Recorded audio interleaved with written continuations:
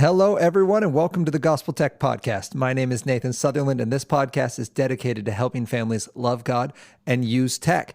Today's conversation is actually an extension of a conversation we had a couple weeks ago where we answered the big question, can video games be addictive? So if you want to know that, you can either check the show notes or just go back in podcast. It's episode 63, and you can kind of get into the bigger themes around like what is addiction and what could that look like and how does that apply. But today we're actually going to look at video game design because I want this to be hyper applicable. I feel like sometimes when we have these conversations about addictive video games or anything around technology and technology being unhealthy, we get into kind of this feeling that it's like ethereal voodoo magic that, you know, these video games are out there lurking in the shadows trying to catch your kids and they're gonna, you know, you really don't know how it works. And so you give them a video game, you're like, I don't know, am I destroying their life? Like, did I just give them the digital version of, you know, a methamphetamine? And what we want to look at is this is actually not some kind of mystical magicness. This is just science.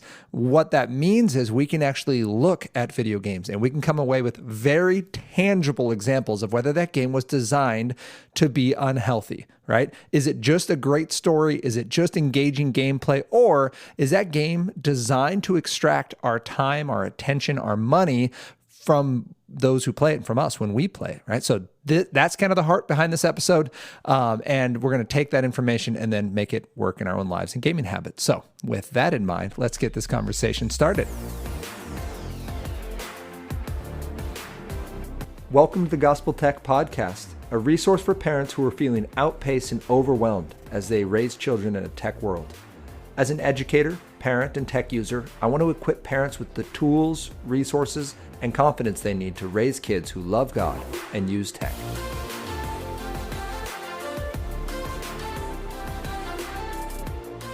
Thank you to everyone who has made this podcast possible. So we are on episode 66 today. Wow, that's crazy, 66. And what that means is for more than a year, we have been supported, Ann and I have been supported by listeners like you who have joined us in this ministry of trying to help families love God and use tech. We have attempted to make this podcast a place where families can come when they feel overwhelmed, right? They feel outpaced in this technological world and they may not even know the questions to ask. And our goal is not simply to give good tech answers. We want to really tie the way we look at our technology to the gospel of Jesus Christ, this recognition that we are sinners in need of a savior and that without starting with that heart change and being new creations, we can change all the tech we want, but we're still just going to turn to other stuff to distract us or try to give us hope, and we're always going to come up empty. But when we connect it, now we can design tech that is helpful and that is hopeful and that is beautiful and an extension of God's love, not a distraction from it. So thank you for helping us make that happen. If you listen to this consistently, or if you share this with your friends, or if you've joined us financially, you're the reason we get to keep doing this. So thank you. If you have not done those things, here's a couple ways you can get involved. First, I would encourage you to check out gospeltech.net. You can go there in the first 30 seconds on the home page. You're going to know what Gospel Tech is about and how we go about our work. You can go to the About page and you'll actually jump into a little bit of tool tech and drool tech and kind of how do we discern whether our tech is healthy or not and what we even mean by tech. And then I would encourage you to check out and pray about joining us financially. So you can go to patreon.com/gospeltech. And that's just a way to join us on this journey. You can do it for $3 a month. But the idea is all of us moving in the same direction, making this ministry something that can reach more people. You can tell a friend, you can text or email or post it to social media, and you can actually go to wherever you listen to these podcasts and you can leave a review, you can subscribe so you get our new podcast sent to you, and you can rate us out of 5 stars. And if this is 5-star content, you can put it there. If it's not, you're welcome to give us a 1 star, and we would just love to know what we could do to improve this content, because that is our main goal, is make sure this is being useful for families. So thank you to everyone who is being a part of this process and are moving forward. We're coming up in August. I guess we'd be entering our 3rd year of officially doing Gospel Tech, full-time. Flint and Iron is the nonprofit we started a few years ago. Gospel Tech is an extension of that. That was that kind of Freudian slip there, but the fundraiser is coming up in August, and we get to tell these people who came out literally 2 years ago. I stood in front of a group of people being like, hey, here's the deal. we're not going to be full-time teachers anymore. We're going to go full-time nonprofit.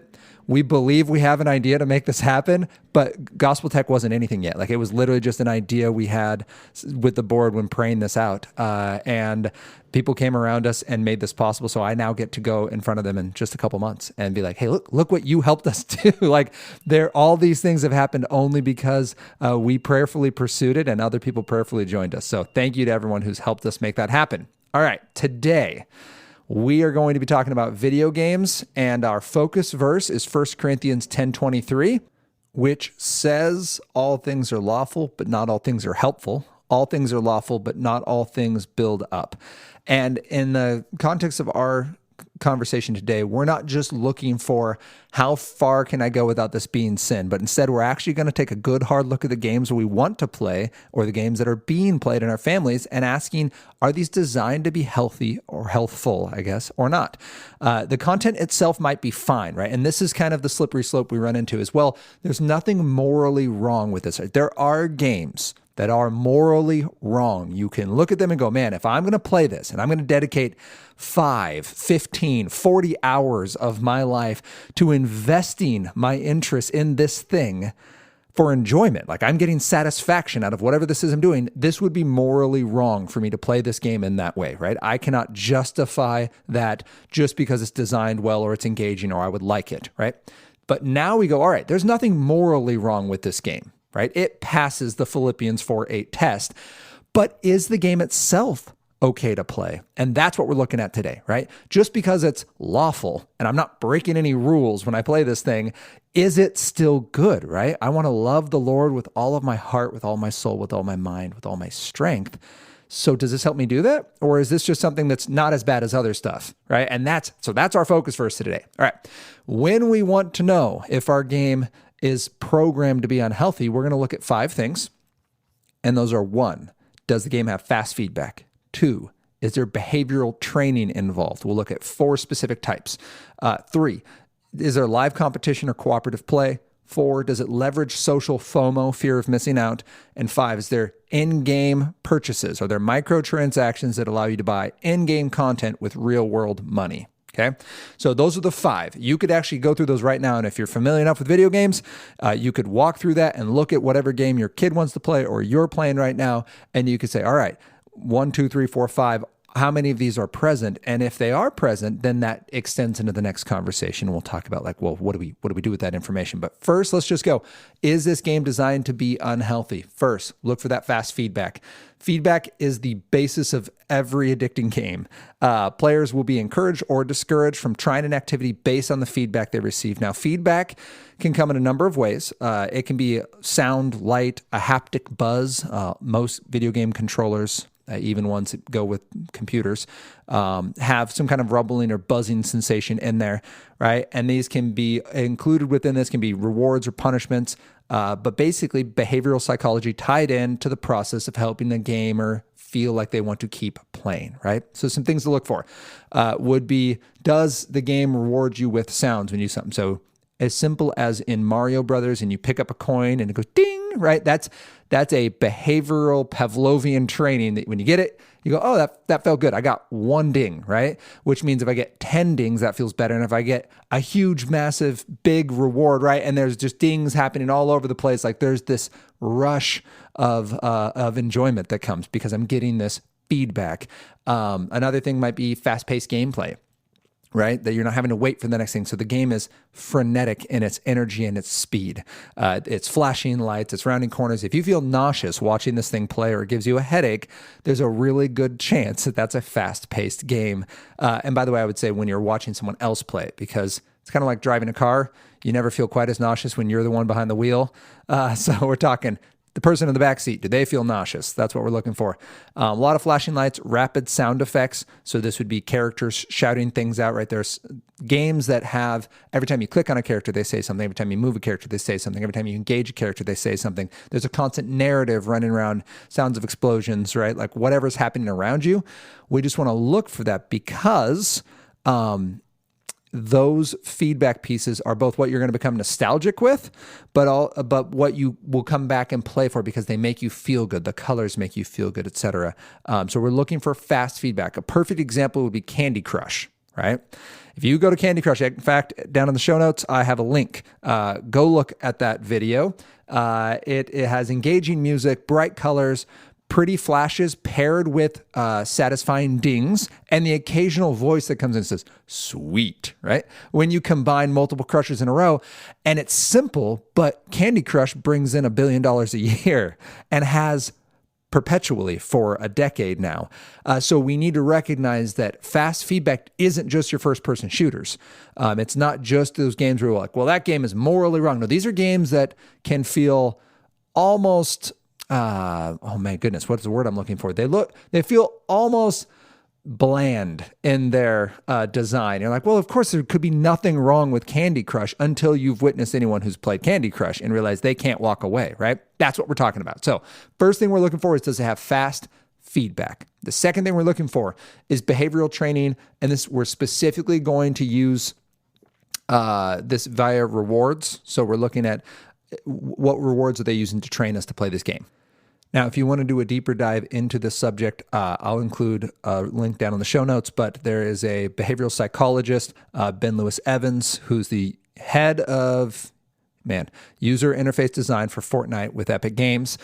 That was a lot of things, but you can find it down in the show notes, and he does a great job of walking through. He's at a game design conference, and he's like, here's what we do to make our games engaging. So look at that. But the general idea behind user engagement in this case and behavioral training for someone to continue playing, which is the idea behind user engagement for game designers, is they want their users to keep playing or to come back more frequently, is some of the work from people like B.F. Skinner. So B.F. Skinner is considered to be one of the founding fathers of behavioral psychology. He found out he could train a pigeon to play ping pong and a rat to press a lever on command by using a series of rewards and punishments, right? And that's roughly the groundwork that they use when making some of these unhealthy design aspects of games like a Candy Crush. So let's just walk through them. The first would be fixed ratio rewards, that every X number of times you do an action, you get a reward. So this could be gaining experience to earn levels. Okay, so if you look at your game and go like, all right, this game, I can earn 100 experience and I go to level 2, right? That would be an example of a fixed ratio reward. You unlock abilities or equipment using points you earn in a game. So this particular equipment cost me, 10 of these gemstones, and I can earn these gemstones by doing the specific task. I'm going to go do the specific task repeatedly. I'm going to get these gemstones, and I'm going to unlock this ability or reward. And the main idea here is that the cost is posted.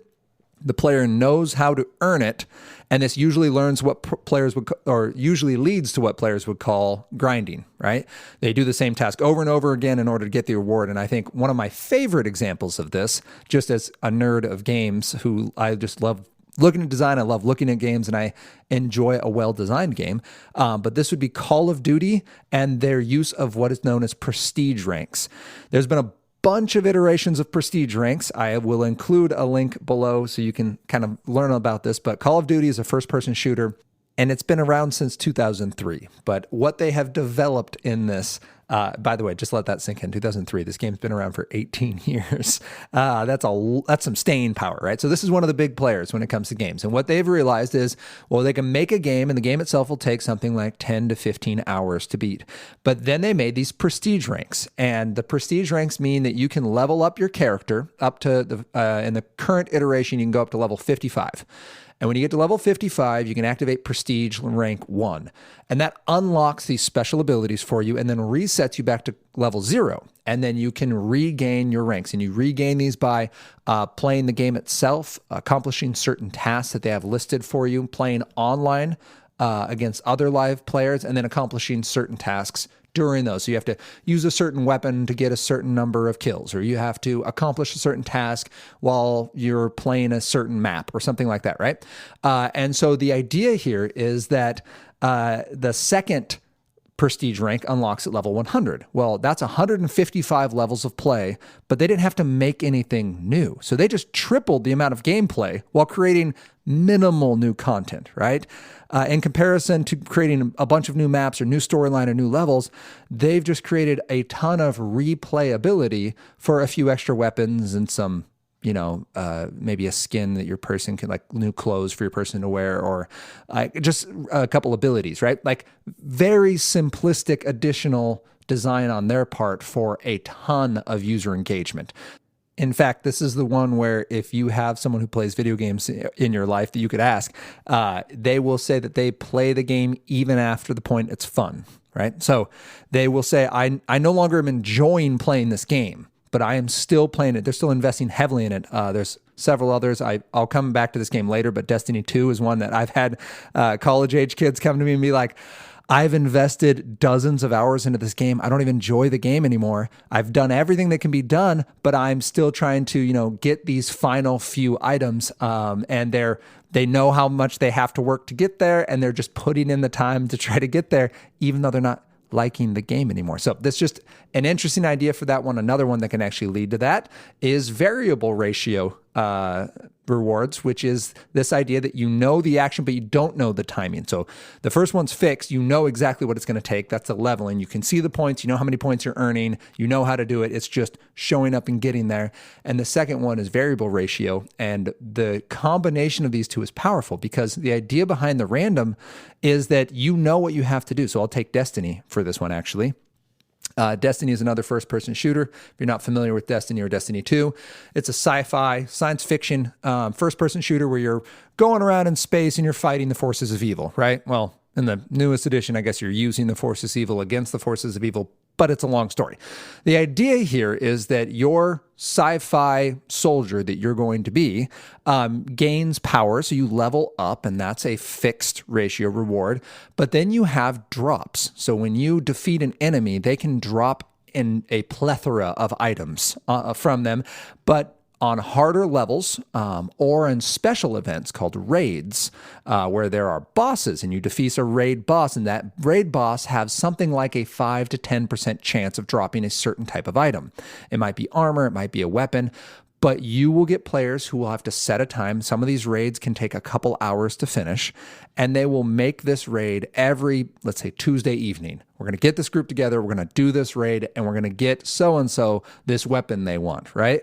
And it's a random drop. So you finish it, you open the treasure chest, and it may or may not be there, right? There is a 5 or a 10% chance of it dropping. And if you get it, you can't just give it to your friend, right? So it's specifically, this is now bonded to you. You can't sell it online or do anything. You could, I guess, sell your whole character, but your account is tied to that character, and your character is tied to that item you just got.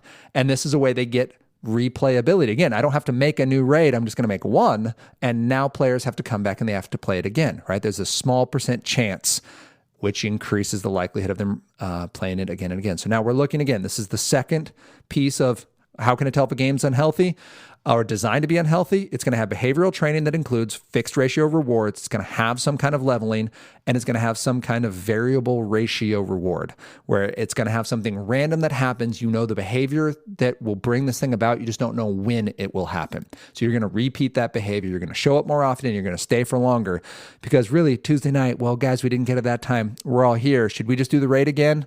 Sure, it's only 10:30. I don't have to work till late tomorrow. Let's dump another 2.5 hours into this. Now, let's say we died an hour in, right? All right, do we have enough time to try one more time? It's 11:30, right? And all of a sudden it's 2 a.m. You have to be up at 8. And you do that enough, you got some issues, right? Third type of behavioral training would be fixed interval rewards. This is turn-based or what's known as appointment gaming. So this is where games, they have quests or they have boss fights. And these things are set, they're static.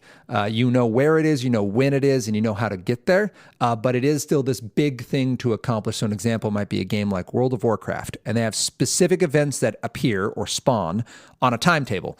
So you might go to accomplish the thing. Again, you're looking for a random drop. So you're looking for your variable ratio reward, and you go, and the creature or the thing you were supposed to engage with is already been defeated.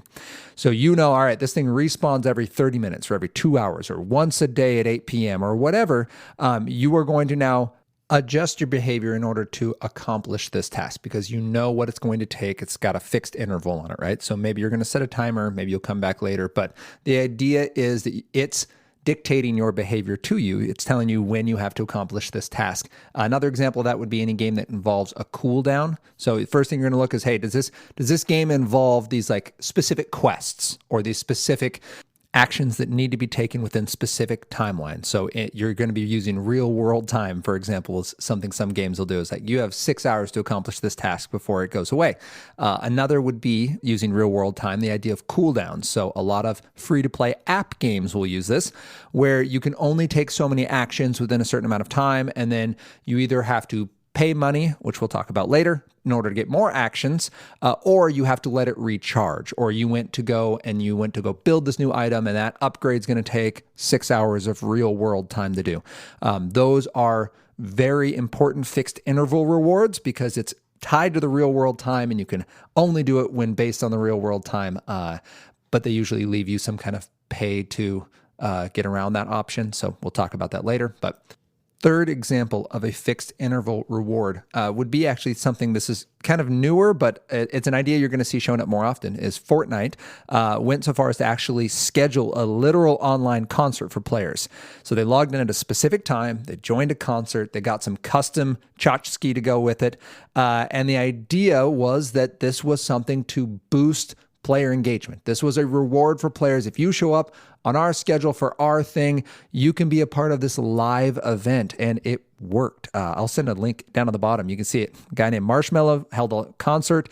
It garnered 10.7 million players showing up live. Okay. And they didn't all show up in one server. They had a bunch of different servers, and there was, a normal, like 100 people in a server. But the idea was you're going to get rewarded with these random drop items that we're going to give you, right? We're going to give you these things. It's cool. You couldn't get these somewhere else. Only come to this free event. You're going to invest your time. You're going to have a unique experience. You're going to do it with people you like. Like there's a lot of different ties there for retention, and it will be something we see again. But that would be an example of a fixed interval reward, but layered with other types of rewards. And the last one is just the variable interval reward. And the variable interval means that it is completely random. So these aren't used a ton, but they will be smattered within games that just you're playing and a random character appears or a random thing happens. It's not because of anything you did. There's no way to make that happen more often. It just is a thing that happens. Often these are like story events.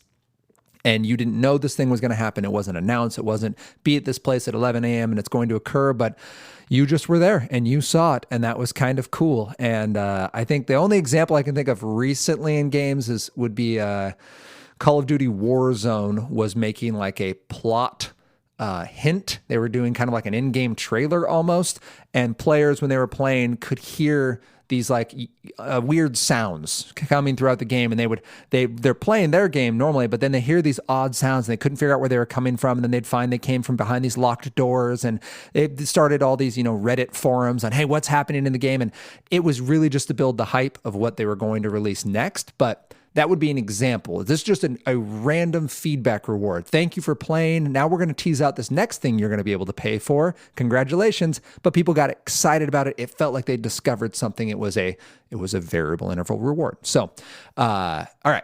With that idea, we now know we can look for certain types of behavioral training. Okay. You can go with the fixed ratio, meaning there's leveling. So does that game have leveling? Does it have random drops? Does it have quests and things that have a specific timeline, or does it have a cooldown? This is a big one to look for. Does it have a cooldown where real world time has to pass before you can participate or before that thing upgrades? And then are there just variable intervals? Are there just random events that occur that keep that kid coming back? Well, I don't want to miss out. Right now, I've got this fear of missing out because this thing might happen when I'm not there and I have no idea when it's going to happen, right? So those are ways we can look at, are we being trained to come back more often or to stay for longer? Because that is the entire premise behind user engagement. Third thing we can look for is our game designed to be unhealthy? Is can you play it with other live players? Now, just doing this one thing might make you feel like you belong. And this is a hard one to address because we're like, well, it's pro-social, right? We're learning to hang out with others. How would this be any different than playing soccer with a live team or playing any other live sport? And the idea is most games that are involving other social contact, be it competitive or cooperative play, are designing these things in a way to get you to stay longer and to invest more. I think Fortnite would be a great example of this, but let's look at how this is actually done. So many games and social platforms have groups or a similar way of making sure you feel like you belong. So Facebook has friends, Instagram has followers, YouTube has subscribers. Most modern video games have some kind of social group. Destiny has fire teams. World of Warcraft has clans, right? Like this. They have this identity of we are a group, we're an entity, we have a common interest within this game, and Minecraft has servers, right? We're going to be in common with one another, and we're going to belong, right? So now I've got the sense of belonging. And all these things are ways of forming real-world individuals into subsections so they can feel known, feel like they belong, develop a sense of unity and companionship within the game. Now, it is true. You could very well find someone and that you like and that you develop a real world friendship. Often gamers have social media going at the same time. So they have something like Discord going, and in order to keep track of the real world people outside the digital world, they will use this social media platform to actually try to build the friendship. But that's actually something that's happening despite the game designers, right? They're not actually helping you make friendships. What they're trying to do is drive people into a frenzy of feeling needed. Because when you feel needed, it's more likely you're going to feel engaged and to spend time in that place and to do what the group does, which makes you easy to control, right? All the game designers need to do is to convince you that one action is better than another, and the whole group will agree that A is superior to B, and will pursue that goal together. And that's very useful for the designers, and it's actually very enjoyable for the game players because it gives this sense of unity and of belonging and of purpose, which is something we want so bad, but it can lead to a distorted sense of friendship or loyalty that can come disjointed from reality. So the best example I can think of is when young people tell me they don't have any friends that they know in real life. So all their friends are digital, right? They have ones, they date people, they share secrets, they swap advice, they watch movies, and they go through daily life, but all these people are online and they've never met. And the reason that is a concern is simply because of the impermanence of the games. There is this idea that if I don't like this clan, I can leave this clan and go to a new one. If I don't like this friend, I just literally all I have to do is block that account, right? And I become impossible to engage now. This isn't someone I'm going to have to bump into at school or at church or at sports or in regular life or in my cul-de-sac. Like I can literally just cut out the inconvenient as soon as it's inconvenient. Now that doesn't always happen. There are some amazing people online who make amazing friends and they're wonderful additions. But again, I'm telling you, that occurs almost despite the way these things are designed, not because of the way these things are designed. They're designed for convenience, and convenience never makes the best friends. So the reason we want to make sure we say, well, can you play with other live people is it generally is around us and our enjoyment. That's how this is being designed. And it's kind of wanting us to feel like we belong, to give the illusion of belonging, the same way it's giving us the illusion of adventure, but we're not actually gaining all the time the friendships that we believe we have. Let's just end this first point under the social media part or the social engagement part with this. There's a lot to be said for being in the same place at the same time as a person, of being able to read unfiltered body language, have eye contact, and have conversations and relationships without lag or distractions. I strongly encourage real life relationships, if for no other reason, then it is so much harder to multitask that friendship when you're sitting in the same room with the person. Very few people in the real world are going to be okay with you texting, chatting, watching a movie, or scrolling through memes, all while they're in a deep conversation with you, right? And now those are things that are considered standard fare, right? It's not unusual to be talking to your friend on whatever your social media platform is, Discord, and having them play a game at the same time. In fact, some social media platforms are tied so that they will actually show you the game that they're playing while you guys are talking, so you can keep track of that. It keeps track of your hours for you. That is considered normal, but it's not normal.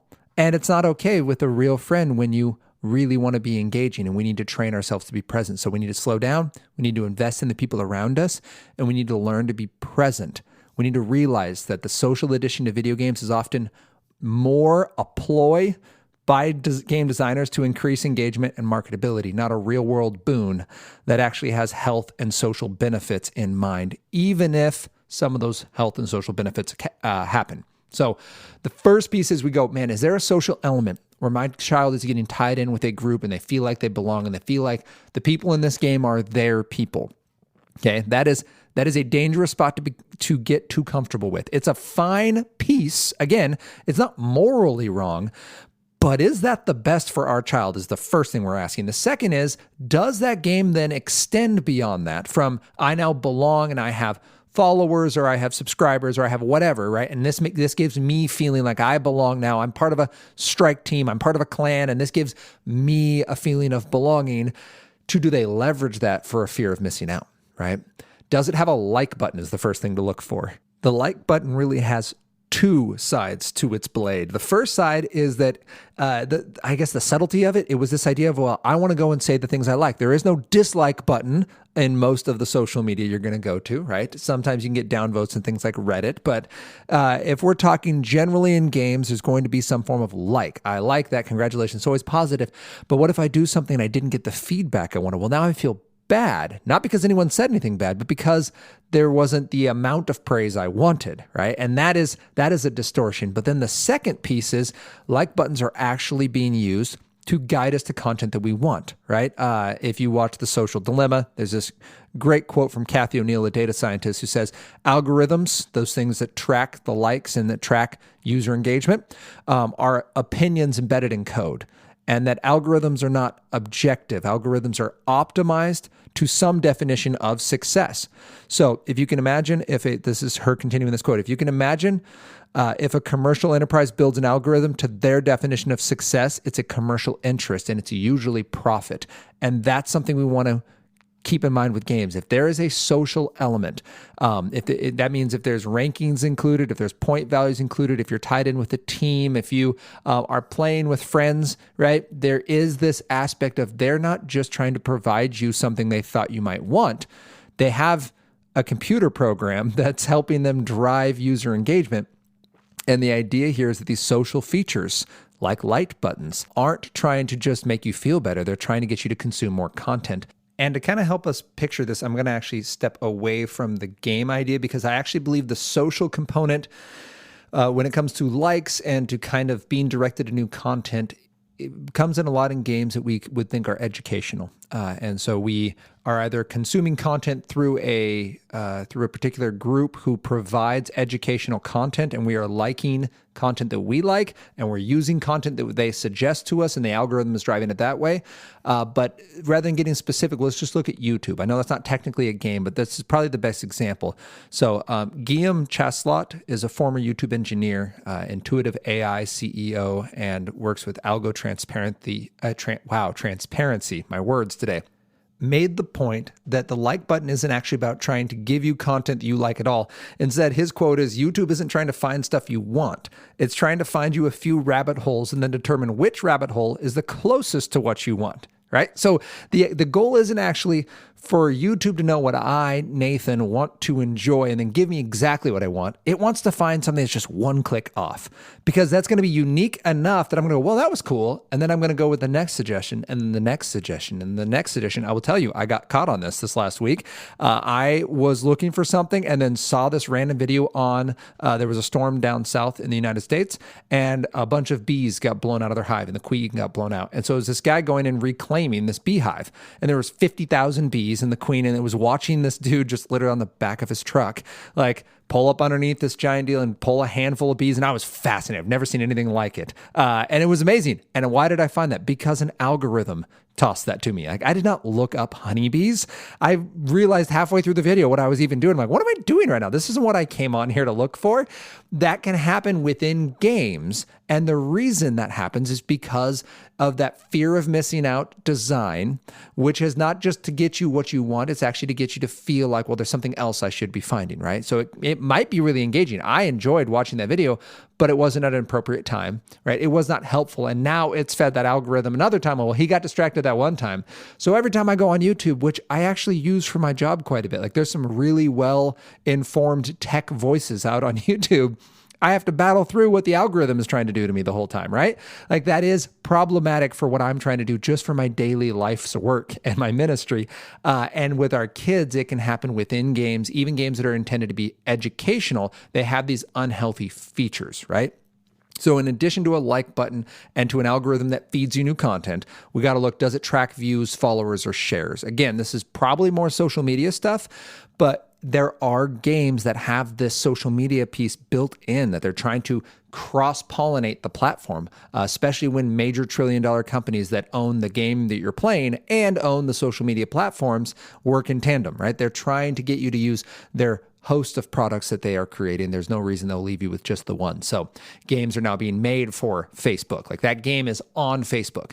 That game is on this other social media platform. And that is an important idea to keep in mind, that if they have a like button, if they have a social aspect where they're connecting you with others, or if they allow you to track your followers, the number of views, the number of shares, those kinds of things. Gamification is showing up in social media. So you can see things like TikTok where you actually have rankings, and there's a lot of actually those rewarding built into the social media piece where it starts to feel a lot more like a game. So just look for that when you're looking at it, because that is leveraging that fear of missing out, which goes with that desire to belong from our third one. So if we go from the top, it is again, does the game have fast feedback? Be it sound, be it lighting, be it rewards. Is it happening rapidly, faster than the pace of real life? Are there behavioral training via rewards in there? And we had those 4 types that we talked about. Can you play with other live players? Meaning they're going to be driving this desire to belong, and then to leverage that desire to belong with social FOMO. And I'll actually use this. It doesn't tie in with prettily under a specific category, but there's a gentleman in my life who was recently married. They'd been married for about 3 years. And it came to the point where his job was a night shift job. So while his wife was out during the day, he got into playing a lot of video games, and he got so distorted in his gaming. And this is just this one individual, so I'm just going to share what it is. But he got so distorted in his gaming that when it came around to their anniversary, he actually said, listen, like, I know we had these plans, but the guys are on, I would let them down if I did not play this next round with them. And he actually delayed their anniversary dinner to the point where they missed it. Okay. And that was because he had plans.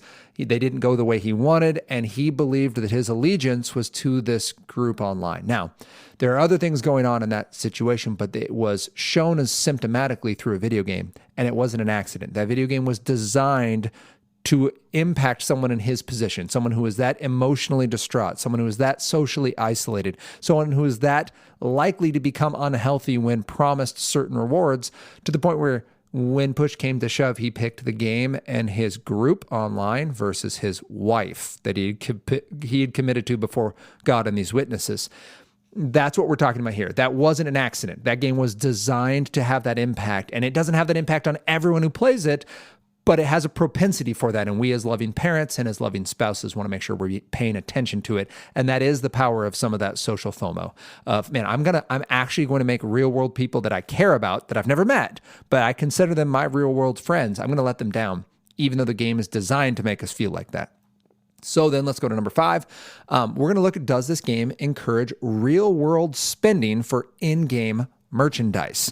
All right, this is huge. Paying real world money amplifies the player's perception of value. And really, we're going to look at 3 things that most of these games that have this aspect in them, 3 things they let you purchase. So the first is merchandise, the second is quality of life purchases, and the third is loot crates. So what we are not talking about with this is we are not talking about subscriptions to play because it's a known cost. It's whatever, $15 a month for your season pass or for your subscription to Xbox Live or whatever that is. I would say that those subscriptions often tie in all 3 types of these microtransactions, and they're thrown at different levels of subscription. So maybe you buy a season pass to play your game, and there's the base level, but then there's a mid tier, right? And that throws in a few extra options, and a top tier gives you a bunch of merch and some unique items and some units that you'd have to wait a long time or play a long time to gain. And usually there's some kind of random drop reward that you can get too. Like, oh, you'll get, 1 platinum tier armor and 3 of these unique other items that you get. And that is actually a mashup now of something that's a consistent business model of, you're going to pay to play this game on a monthly basis. You're going to have a subscription in order to be able to play this thing online, and it's an only online game. And then we're going to try to upsell you using these microtransactions. So just keep, I guess, that little bit of difference. So first, let's look at merch. So if you've not been aware of this, you can go into many modern games and you can purchase things that don't actually amplify your gameplay, meaning they don't make you faster, don't make you stronger, they don't help you win more. They're just cosmetic. They make your character look different, or they're items you can hold or have, or dance moves you can do. And if you've never heard of that, that might have just broken your brain. But the idea is that these will come out seasonally, or they'll come out for special events, or there's just a list of them, or some famous YouTuber will team up with a game and they'll release a character that looks like them, something along those lines. But the idea is this is kind of similar to buying a cool pair of sneakers, right? I buy nice sneakers so that the people I'm around, the people I go to school with, the people in my neighborhood, the people at my work will be impressed with me, right? They will see my shoes and say, Nathan has fantastic taste. I appreciate him as an individual, and those shoes look snappy, right? That's kind of the idea. Well, if video games are my thing, and this is where my friends are, and these are the people I want to impress, then having something that shows my sense of humor, that shows my style, that shows that I'm into this, actually does the same thing. It gives me that cachet so that when I share my gameplay, or when I share these videos or these screenshots with people that I care about, they're now going to think that I have style and I'm cool, right? That's kind of the general idea, but people will spend a significant amount of money on this. I had one young man who spent more than $1,500 just on skins, just on cosmetics. That's not buying the games. That's not on subscriptions. That's just buying things that he thought were cool, okay? So keep that in mind. And that kid was at the time a 9th grader. So keep that in mind. The first purchase you want to look for is, does this game sell my kid merchandise? Are they pushing purchases beyond just the base game? Second would be the quality of life transactions. So these are really cool because they're, and by cool, I mean concerning, but really fascinating when it comes to a behavioral psychology piece, is these fix problems that were actually fabricated by the game itself. For example, a player might be able to play a game for free, but then they have to wait a certain amount of time until an item upgrades or until a unit builds. So they can either wait, now this would be that time interval piece we talked about. So they can either wait the 6 real world hours until that thing is done, or they could pay something small. Like for $5, they'd get 500 of these jewels, and this would cost 200 jewels, right? So what, we're talking $1.50 at this point. So, or so. I did that math in my head, so I apologize, math people. But the idea here is we're paying just a little bit, and instead of waiting 6 hours, I can do it right now. Right. And that's how free-to-play games can make billions. I think the best example of that specifically would probably be Clash of Clans. It's free-to-play. You can download it for free, but now you're going to be spending a little bit of money, right? Just a little bit at a time. And you may never have paid the amount. So we have people who are now paying. Let's take another game. Let's look at Fortnite. So Fortnite, if I'm paying a little bit every month, let's say I just spend, I don't know, $15 a month. Right? I take $3 to $5 a week and I pay a little bit into this game, and that's a little bit of my fun money that I've got. It's not that much money. I can pay $3, $5 a week, right? That's a coffee, but it's being spent on a video game. Well, now I've spent $180 on this video game at the end of a year. And that wasn't even the cost of buying the game necessarily, depending on how much the game costs. Some of them are free to play, but I paid $100. I would never would have paid $180 for this game, but I paid $15 to $20 a week for 12 months, 52 weeks, right? Like it adds up in a hurry. And that's really important to know because we can do that for multiple games, and then we can see how people are spending a ton of money. So no one said, you know what I need today? I need a random dance ability for my digital avatar. But once I'm in, I can see it, and now I think that maybe I do need this, or I get convinced through the gameplay, like, man, I got another 15 minutes that I can play this game. I don't want to try to come back later. I'm just going to spend the money now and get it out of the way. And it works so well. So I mentioned Clash of Clans. I'll put a link to that game down below so you can read some of the stats on it. But the game came out in 2012. That makes it archaic by modern standards. But in 2019, it was making $3.9 million a day. Okay, that's a day. It's a free-to-play game. It brings over $1 billion in a year. And that's amazing to note because it isn't a new game. It's not a particularly fast, kind of crazy game, but it has this relentless in-game microtransaction piece where you can just pay a little bit more and you get an advantage. And you can pay a little bit more and you get a lot of advantage, right? Or you get specialty units. You can get these really unique pieces that increase the quality, not just of your outcome and your enjoyment, but of the actual enjoyment of the process, right? It's just a little bit less painful, and $3 to $5 a week just isn't that much. So keep in mind, if your game encourages those or somehow penalizes you by using real world time and kind of basically putting a lock on the game. So you can't play this game. It's done. There's nothing else you can do until tomorrow, or you can pay me a buck and I'll let you play the game again, right? It's holding your interest hostage while giving you these other rewards and encouraging that behavior that could be really unhealthy for your young player. And that could be, well, that is, in fact, an unhealthy game design that is working, right? They're making money hand over fist. The third and final form of microtransaction we're going to look today is loot crates. Now, we're specifically talking about loot crates that have to be purchased. There are loot crates that happen in games and they're just in the game. You're not going to be able to gain them because you're spending more money on them. They just drop, you open them and you get something random. That's the random variable reward. And we just want to keep that in mind. That's not what we're talking about here. What we're talking about is what happened in 2018 when Belgium and the Netherlands banned loot crates from games. And the idea was their argument was you're using real world money paid by minors, and you are driving them to make more purchases, effectively driving this kind of gambling idea of I'm going to pay money for something and I may get something that I want. So one of the infamous examples of this came from the soccer game FIFA. So you could pay a small amount of money, let's say $5, and you'd get 3 cards at different tiers. So these are cards that give you access to new players, and these are players who didn't come with the game. So if I wanted to play Cristiano Ronaldo and he didn't come with the basic game, I couldn't just go and buy him. Instead, I have to go buy these card packs. And for $5, I'm going to get a card pack that gives me, 2 at tier 1 and 1 at tier 2 and 1 at tier 3, right? And that would be the platinum tier or whatever. And then for $10, I might be able to get 3 at tier 3 and 5 at tier 2. And so the idea is I'm going to spend a certain amount of money and hope I get Cristiano Ronaldo. And if I don't, my only option is to buy the card packs again, right? So I can save up another week. I can just make a splurge right now and do it. Maybe I up the amount I purchase next time. But the concept here is we're attempting to get something that I want, but there's no promise that I'm getting it. That's the concept of the loot crate. So it is tying in some of this random reward, but I'm paying real world money for it. And the argument would be, well, these are kind of like Kinder eggs, right? It's just an unpackaging surprise. But it's important to remember that whether or not it's addictive, it's attractive to players, right? Whether or not this is an actual addiction and we're actually training kids to gamble, it works, right?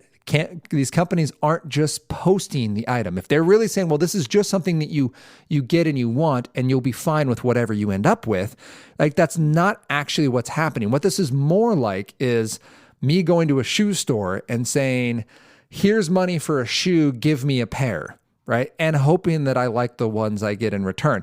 If these characters were available online and I could go pay $20 to get the character, right? Or pay $5 and I might get the character, like that's a different world. But this thing is locked behind a paywall and I can't affect whether I get it or not, right? I can only play the odds and hope I get it. It would be sort of, I think my favorite example for this would be like if I had my smartphone and it had all my contacts, but I can't pick which one I call. I can only click the call button, right? Like no one would sign up for that feature. Calling George, and I haven't talked to George in 6 years. Like, why is he still in my contacts? I forgot he was there. Like we wouldn't want that. That's not the outcome. That's not the design we want. And yet, right? Imagine if your phone said, but for $1, I'll make it more likely you can get the person you want to reach. It just wouldn't be a design option we want. And when we look at our video games, we want to make sure that if they have microtransactions, we're being very aware of how are those microtransactions being used? How are they being encouraged? Are they being pushed? Are they being promoted in the game? Most of them are. Right? They are making a big deal about the new skins, the new dance moves, the new weapons, the next release. They're using trailers. They're telling you about, hey, this is going to be coming out soon. Make sure you look out for the new drop of this new item. There's a limited time, a limited number. They're using all of that marketing to drive these in-game purchases because they're worth a lot of money. Right? It doesn't take very many weeks of people making those purchases to make more money than the game itself made originally. So there's probably more to be said on loot crates. But I just want to end it on that idea that loot crates are this thing that can become unhealthy, and we want to make sure that we're there. So to review, microtransactions, they can be incredibly effective at getting players to spend a lot of money. They're a huge source of revenue for game design and development companies. So they're not going to be going away anytime soon.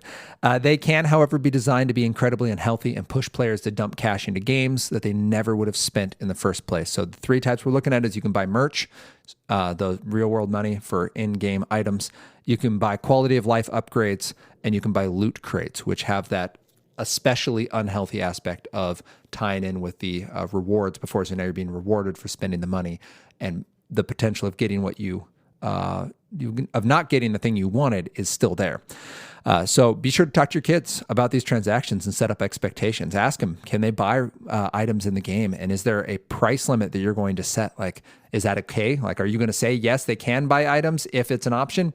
Is there an amount they should be able to spend? And how does your child gauge? How do they think through the cost benefit of what an item in a game might bring them as far as appreciation and enjoyment versus what that money would mean in real life? And how do they know if it's getting out of hand? Those are things we have to talk to. So that's it. That's the entirety of our conversation.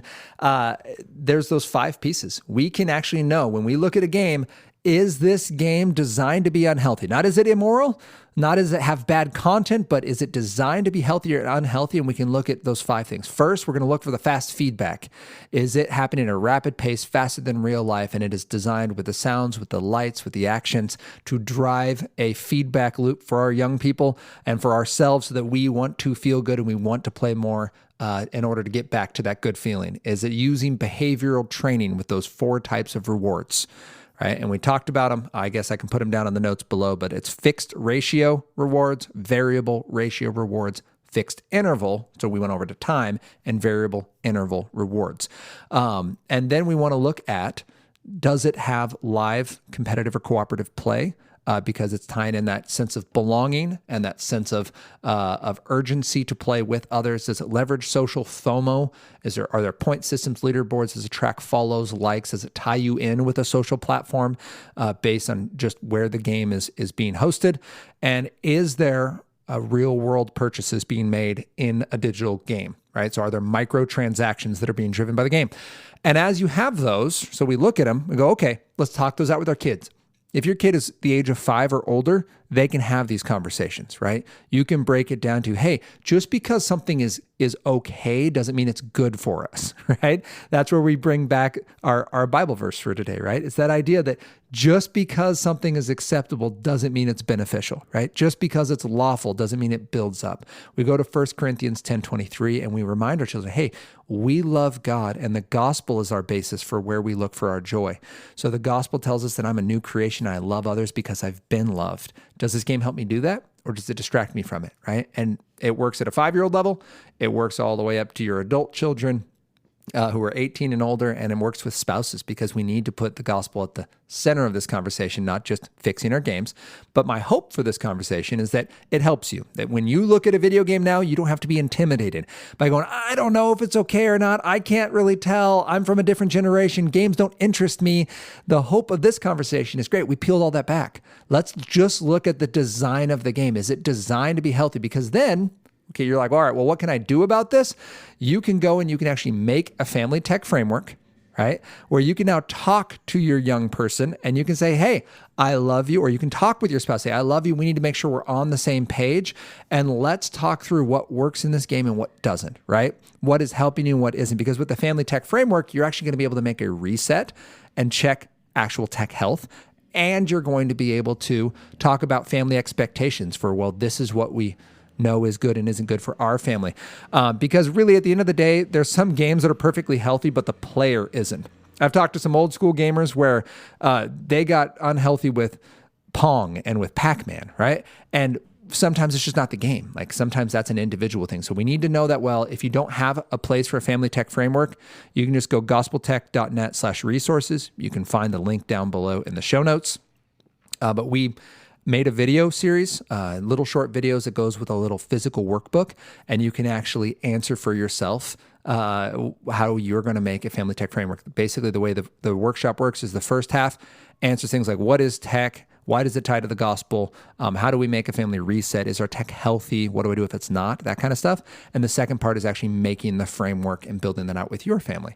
The second piece to this would simply be remove the unhealthy tech. it's not worth it, right? Either find a healthier game, which we have podcasts on, like what would that constitute, or find some analog adventures.